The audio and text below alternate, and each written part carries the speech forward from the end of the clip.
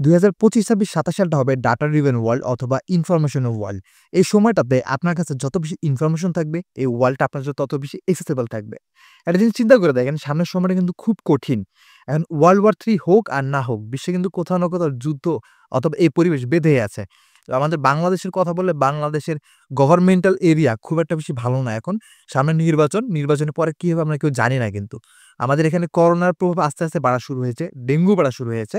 পুরো বিশ্বের ভিতরে একটা ইকোনমিক কোলাপস হওয়ার সম্ভাবনা আছে এবং এআই তো আপনি জানেন না যে কার জন্য ভালো, কার জন্য খারাপ। আপনি কাজ করলে আপনার জন্য ভালো, আমি কাজ না পারলে আমার জন্য খারাপ। Anything could be happen. So এই সময়টাতে আপনার কি করা উচিত, কি করা উচিত না, কোন জিনিসটা শেখা উচিত, কোন জিনিস শেখা উচিত না, এই সবকিছু নির্ভর করবে ইনফরমেশনের উপরে।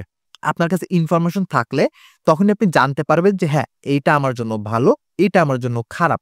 এটা আমাকে শেখা উচিত অথবা এটা আমার করা উচিত। একটা ডাটা ড্রিভেন ওয়ার্ল্ড কাকে বলে? যে আমার কাছে তথ্য আছে, ইনফরমেশন আছে, আমি সেটাকে ভাঙবো, সেটাকে যাচাই-বাছাই করব সঠিক তথ্য নিয়ে, তার উপরে ডিপেন্ড করে আমি আমার নেক্সট ডিসিশনটা গ্রহণ করব। যার ফলে আমি আশা করতে পারি যে আমার ডিসিশন যদি সঠিক হয়ে থাকে, আমার ভবিষ্যৎটাও সঠিক হতে পারে।